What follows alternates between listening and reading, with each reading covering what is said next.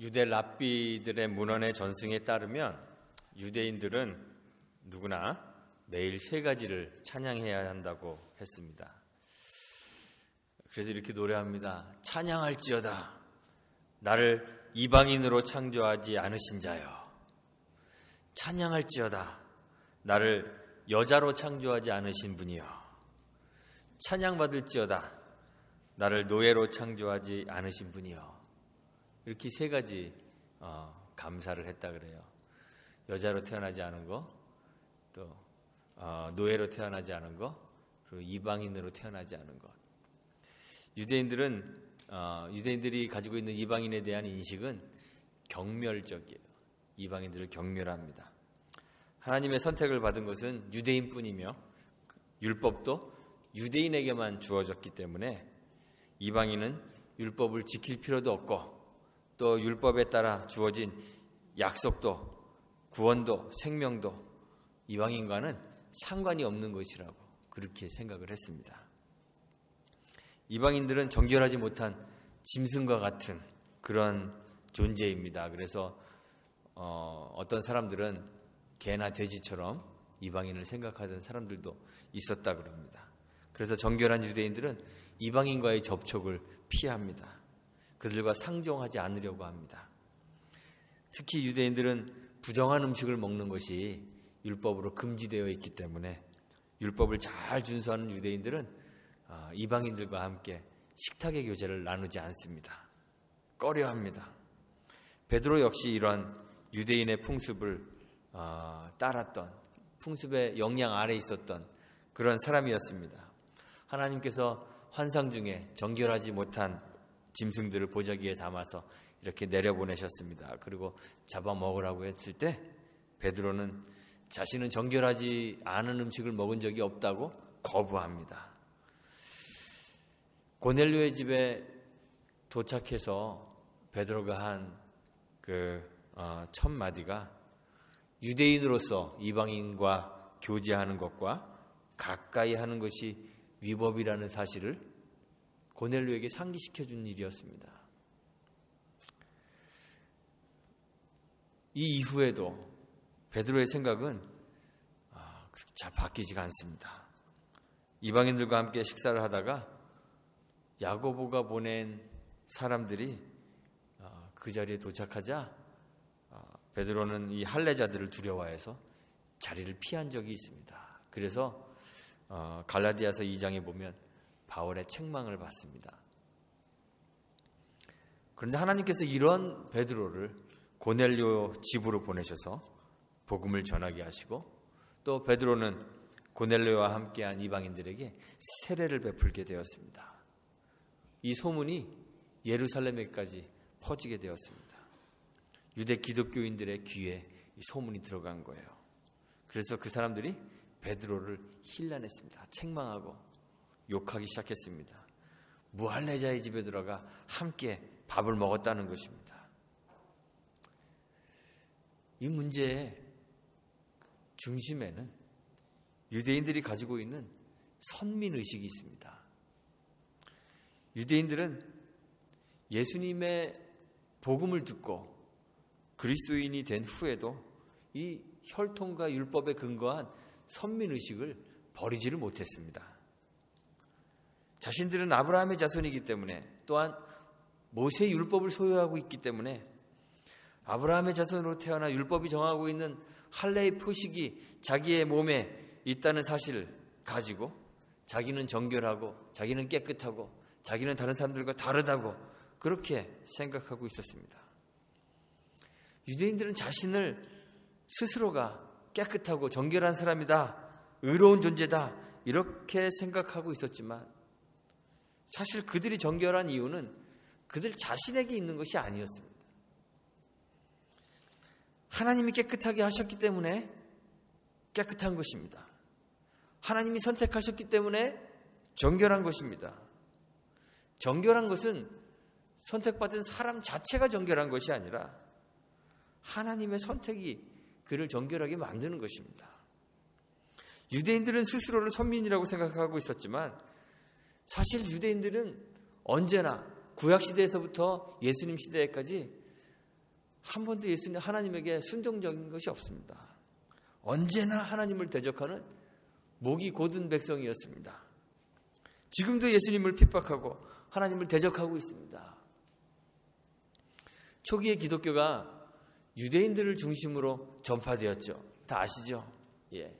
베드로, 그 다음에 안드레, 야고보, 요한, 사도들이 다 유대인들을 중심으로 복음을 전했습니다. 이 사실이 우리에게 알려주는 것이 뭔지 여러분들 생각해 보신 적이 있습니까? 구원받아야 될 대상이 유대인들도 포함하고 있다는 사실이에요. 유대인들은 선민이기 때문에 그냥 구원 얻는 그러한 선택받은 민족이 아닙니다. 유대인들에게도 복음이 필요합니다. 유대인들 역시 하나님을 대적하고 있는 사람들이기 때문에 그들도 구원이 필요한 사람이라는 말입니다. 기독교로 개종한 유대인들은 세례를 받았죠. 세례라는 것은 정결하게 만들어주는 의식이 아닙니다. 우리를 깨끗하게 해주지 않습니다. 세례가 우리의 죄를 없애주지 않습니다. 이미 정결케 된 자를 확인하는 표입니다.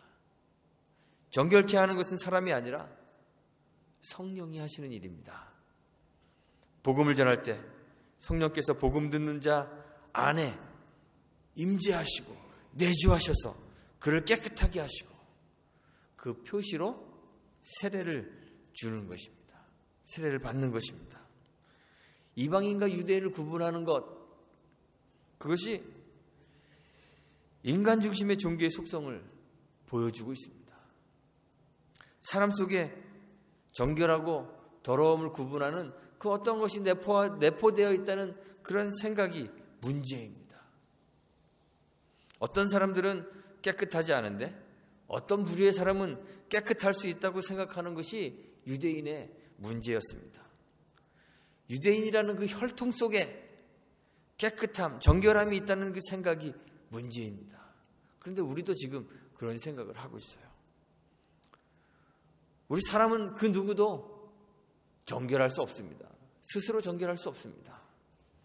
우리는 구원받은 후에도 여전히 우리 존재 자체가 정결해지는 것이 아닙니다. 아무도 스스로의 힘으로 의롭게 될 수 없습니다. 우리는 의롭다 칭함을 받은 죄인입니다. 정결의 구분은 어떤 사람의 존재에 있는 것이 아닙니다.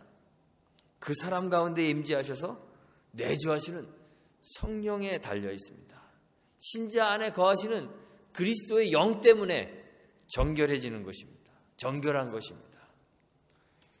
이스라엘 민족이 다른 민족 위에 뛰어나 그 다른 민족보다 다른 것, 그것은 유대인의 혈통 때문이 아닙니다. 개나 돼지처럼 여기던 이방인과 이스라엘이 다른 것은 그들의 혈통 때문이 아니라 하나님이 그들 가운데 계시기 때문에 그렇습니다. 애굽에서 이스라엘 민족을 건져내실 때 하나님은 그들 가운데 거하시겠다 약속하셨습니다. 구름 기둥과 불 기둥으로 그의 임재를 보여주셨습니다. 광야에 들어서서 모세에게 하나님의 집 성막, 회막을 만들라고 명령하셨습니다. 여호와의 궤 위에 하나님께서 자기의 보좌를 삼으셨습니다. 이스라엘 진 가운데, 진 중에 하나님께서 거하셨습니다. 이스라엘 백성이 다른 백성과 다른 것은 혈통이나 그들 소유 문제가 아닙니다. 그들 몸에 가지고 있었던 할례의 흔적 때문에 다른 것이 아닙니다. 하나님이 그들 가운데 거하시기 때문에 다른 민족과 다른 것입니다. 하나님이 그들 중심에 계심으로 그들은 늘 하나님 중심의 삶을 살게 되는 것입니다. 세속의 법이나 법칙이 아닌 하나님의 법을 따라 살게 되었습니다. 세속의 법과는 다른 여호와의 법을 따르는 것이 여호와의 사람이라는 것을 보여주는 증거가 되는 것입니다. 진 가운데 거하시는 여호와의 뜻에 따라 움직일 때 그들의 가치가 최고의 가치를 누릴 수 있게 되는 것입니다. 그래서 이스라엘 백성들은요, 진 가운데 있는 여호와의 구름 기둥이 일어나면, 움직이면 함께 움직이고, 그것이 멈추는 곳에 함께 멈추게 되었던 것이죠. 세상과 반대되는 길을 걸어갈 때 이스라엘은 최상의 가치를 누리는 것입니다. 홍해 가운데로 걸어서 건너기도 하고, 요단의 물을 그치게도 만들고, 여리고를 무너뜨리게도 합니다.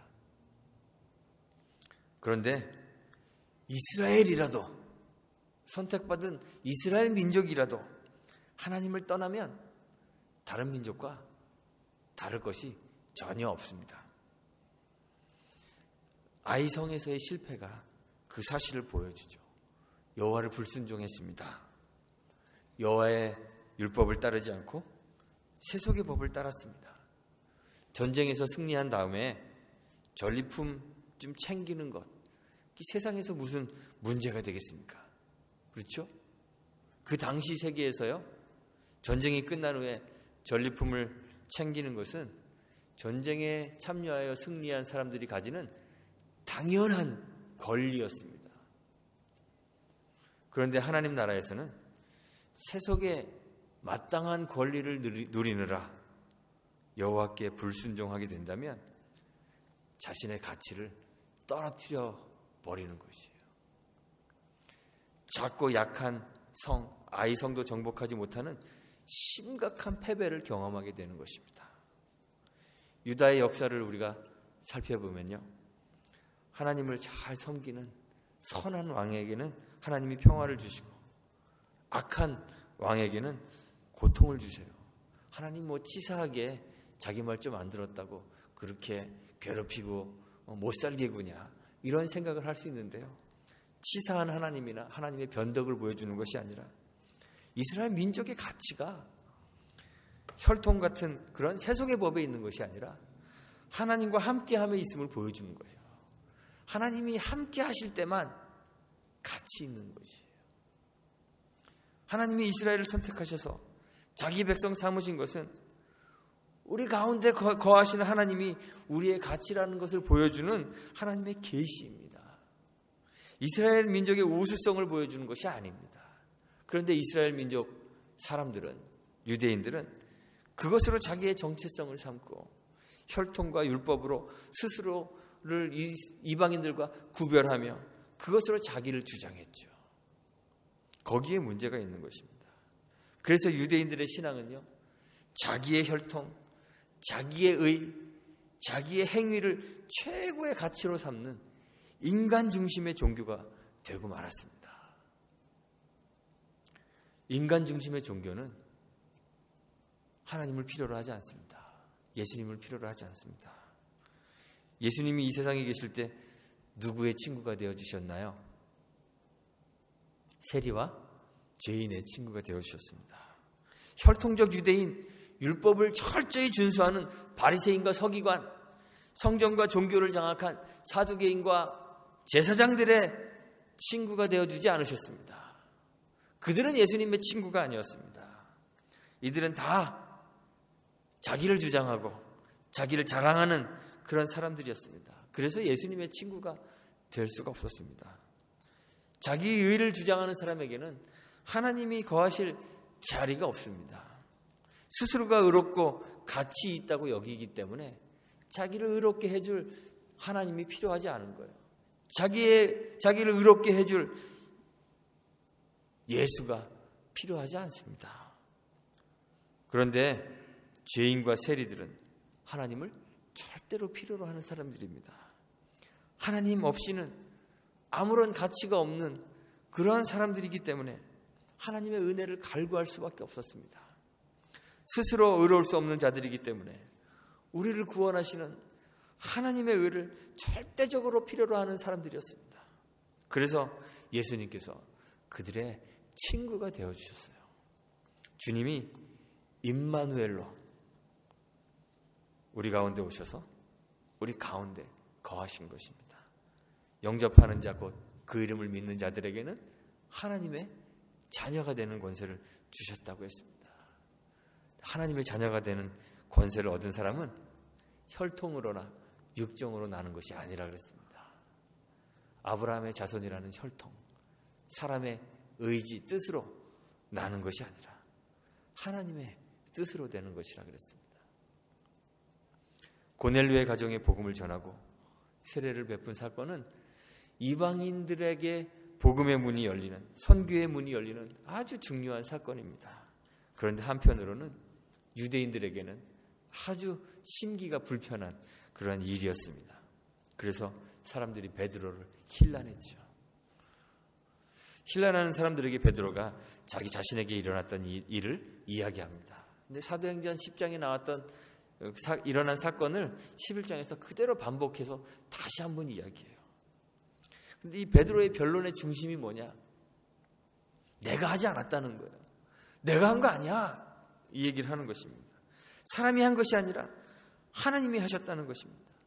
하나님이 하셨기 때문에 아무도 막을 수 없다는 것입니다. 먼저는 정결하지 않은 음식을 먹으라 하시며 거부하는 그 베드로에게 하나님이 깨끗하게 하신 것을 내가 속되다 하지 말라 하셨던 이 말씀을 베드로가 다시 한번 이야기합니다.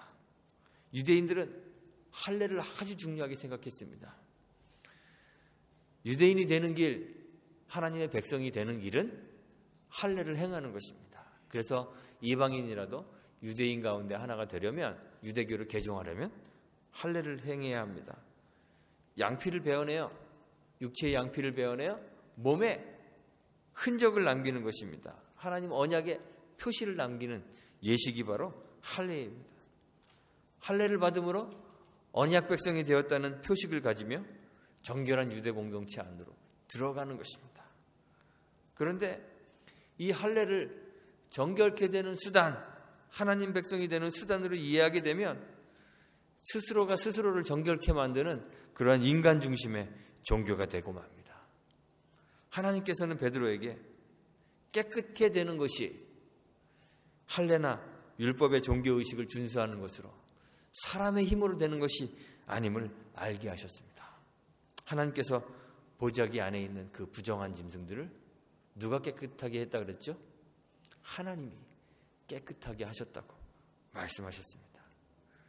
하나님이 깨끗하게 하였기 때문에 이미 깨끗해졌습니다. 베드로나 유대인들이 고넬료에게 가서 그들에게 할례를 행하고 율법을 준수하게 한 다음 그들을 깨끗하게 하는 것이 아니라 하나님이 깨끗하게 하셨습니다. 다음으로 베드로는 성령이 임했음을 이야기했습니다. 하나님의 백성이 되는 것은 우리 스스로가 어떻게 변해서 되는 것이 아닙니다. 전에는 내가 뭘 좋아했는데 이제는 다른 것을 좋아하게 되고, 전에 행하던 내 삶의 방식을 떠나서 다른 삶의 방식을 행하는 것으로 하나님의 백성이 되는 것이 아닙니다. 몸의 할례를 가지는 것으로 또는 주어진 율법을, 그 율법의 계명들을 지키는 것으로 하나님 백성이 되는 것이 아닙니다. 하나님 백성이 되는 것은 우리의 의지에 달려있는 것이 아니라 하나님이 우리 가운데 거하실 때 이루어지는 것입니다. 이스라엘 백성의 진 가운데 하나님께서 당신의 거처를 마련하시고 거기 거하셔서 그들을 인도하셨던 것처럼 예루살렘 성전에 그 지성소에 하나님이 좌정하셔서 이스라엘 백성이 하나님이 되어주시고 그들을 백성 삼으셨던 것처럼 복음이 선포될 때 성령이 각 사람 위에 임재하시고 그 속에 좌정하시고 내주하셔서 그 사람을 자기 백성 삼아주시는 것입니다. 고넬료에게 복음을 전할 때 그 일이 일어났다는 것입니다. 성령께서 고넬료 거기에 있는 사람들, 이방인들 속에 위에 임재하시고 그들 속에 좌정하시고 내주하셔서 그들을 하나님 백성으로 삼아주셨다는 말입니다. 세 번째로는 예수 그리스도를 믿는 믿음에 관해서 얘기했습니다. 베드로는 이 사건을 경험하면서 요한은 물로 세례를 주었으나 너희는 성령으로 세례를 받으리라는 사도행전 1장 5절에 그 주님의 말씀을 기억했습니다. 성령으로 세례를 받으리라. 성령으로 세례를 베푸시는 이가 누구일까요? 예수님이시죠. 세례 요한이 요한복음 1장 33절에서 예수님을 뭐라고 불렀냐면 성령으로 세례를 베푸시는 이, 성령으로 세례를 주시는 이라고 그렇게 예수님을 증거했습니다. 성령의 수여자는 예수님입니다. 가끔 부흥회 가면 부흥사들이 성령 받아라 그러는데요, 성령의 수여자는 부흥사가 아니라 예수님 한 분이십니다. 성령은 어떤 능력이나 어떤 에너지같이 잘못 생각하는 사람들이 있습니다. 성령은 에너지가 아닙니다. 성령은 기가 아닙니다. 그리스도의 영이며 오직 말씀이신 그리스도와 함께 역사하십니다. 그래서 오직 주님만이, 그리스도만이, 예수만이 구원의 조건이 되는 것이에요.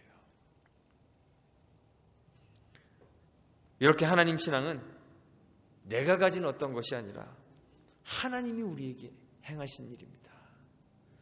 성부 하나님이, 성령 하나님이, 성자 하나님이 우리 안에서 행하시는 그 일들이 바로 하나님 신앙입니다.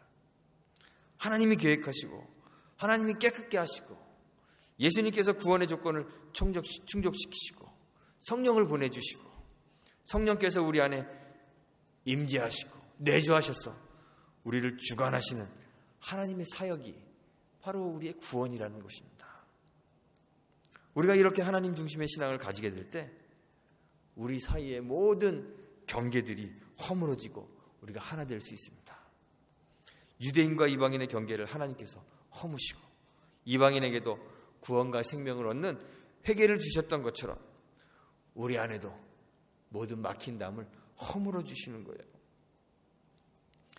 신앙이 내가 가진 의가 아니고 죄인을 부르시는 하나님의 은혜라는 것을 깨닫게 되기 때문에 교만하지 않고 겸손해지는 것이에요. 내가 이방인보다 더 나은 존재가 아니라는 사실을 깨닫게 되는 것이에요. 이방인을 멸시하지 않게 되는 것입니다.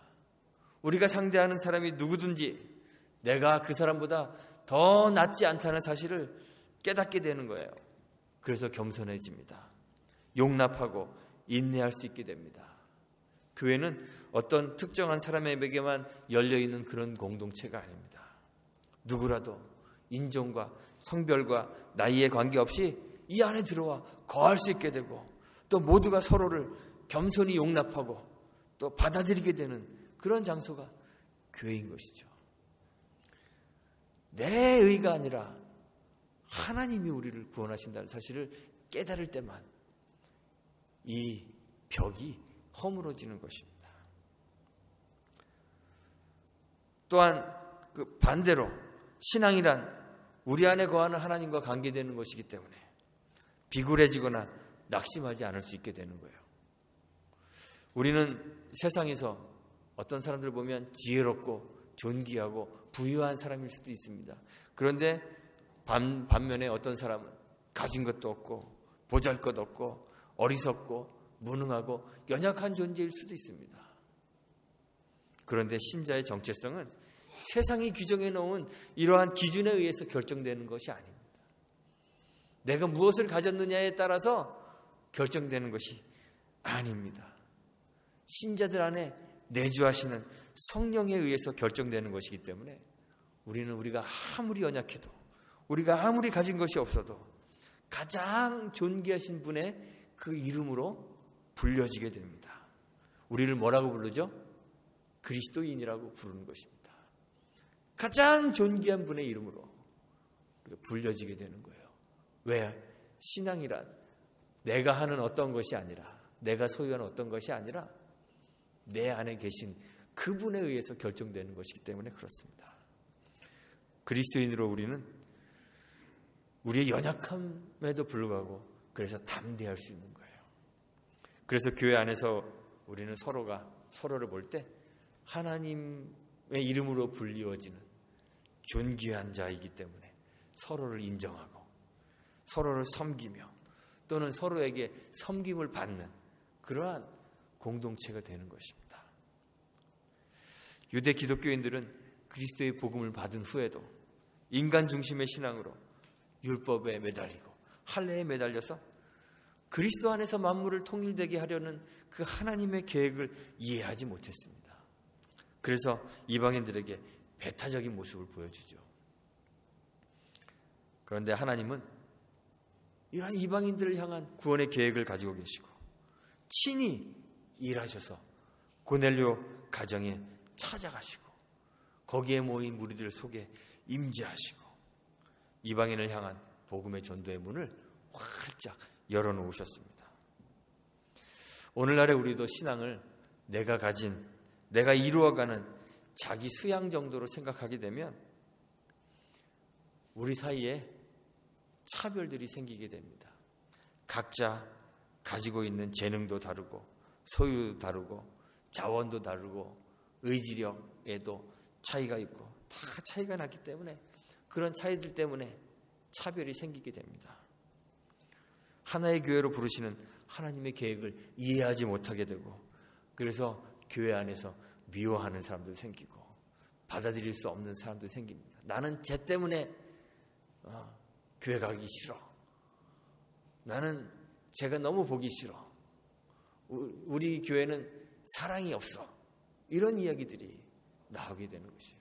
왜 그럴까요? 자기 중심의 신앙을 가지고 있기 때문에 그렇습니다. 사람 중심의 신앙에서 벗어나 우리를 구원하시기 위해서 일하시는 하나님의 은혜를 깨닫기를 소망합니다. 성령의 내주를 경험하시게 되기를 바랍니다. 하나님의 성령이 우리 가운데 내주하셔서 그 내주하시는 성령의 인도하심을 받아 겸손하고 또 반면에 담대한 신앙의 소유자가 되기를 간절히 소망합니다. 우리가 그렇게 하나님 중심의 신앙을 가질 때 우리 교회가 하나 되는 그러한 공동체가 될 것입니다.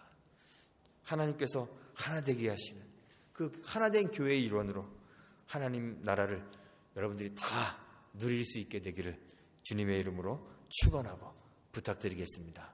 함께 기도합니다. 하나님 감사합니다.